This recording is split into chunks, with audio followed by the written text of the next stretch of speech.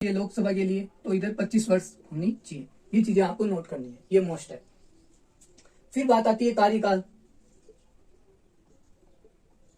कार्यकाल की बात आती है तो कार्यकाल कितना साल का होता है? 6 साल का होता है। और इनका कार्यकाल कितना होता है? कार्यकाल की मैं बात करूं तो इनका कार्यकाल होता है 5 साल का।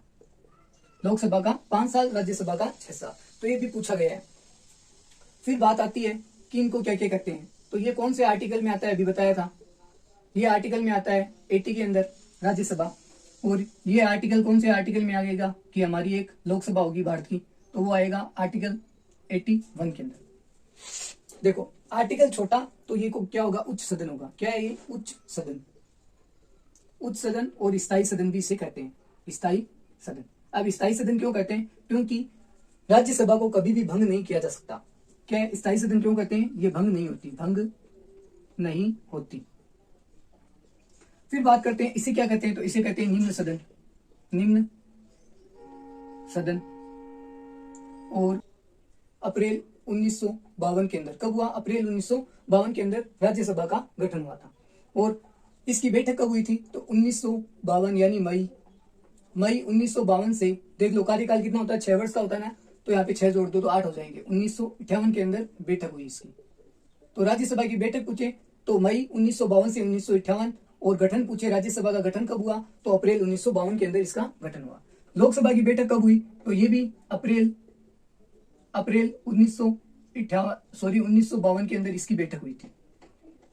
देखो दोनों की बैठक समान हुई थी, लेकिन इनमें कार्यकाल कितना होता है? 5 साल का। तो 1957 तक ये बैठक चली। देखो मैंने आपको क्या बताया, भारत का नागरिक होना चाहिए, दिवालिया पागल न घोषित हो, और उसके अंदर भी वही है। लेकिन उम्र इसमें 30 वर्ष होनी चाहिए, उधर उम्र 25 वर्ष होनी चाहिए। कार्यकाल 6 वर्ष का होता है राज्यसभा के सदस्य का, लोकसभा के सदस्य का 5 साल का होता है।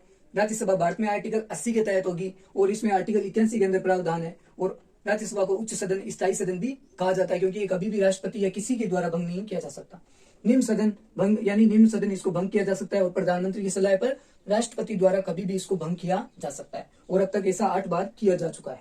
फिर देखो अध्यक्ष उपाध्यक्ष लोकसभा के कौन थे, तो फर्स्ट जीवी मावलकर और उपाध्यक्ष अनंत शयनम थे। फिर बात आती है अध्यक्ष सामान्य शपथ लेता है, जो सदस्य लोकसभा के होते हैं उसकी तरह, और इनका जो वेतन होता है वो 4 लाख रुपए होता है। वेतन, भत्ते, दूरभाष और आवास की सुविधा फ्री होती है। और देखो इधर भी क्या होती है? फ्री होती है, सेम चीजें। और इधर क्या होता है? सभापति होता है, और इधर उपसभापति होता है। ये चीजें आपको नोट करना है। राज्यसभा का गठन कब हुआ, तो ये हुआ था अप्रैल 1952। अप्रैल 1952। फिर बात करते हैं बैठक की।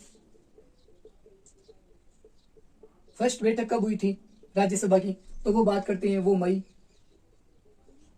1952 से 1958। ठीक है। फिर लोकसभा की बैठक कब हुई, ये भी नोट कर लो।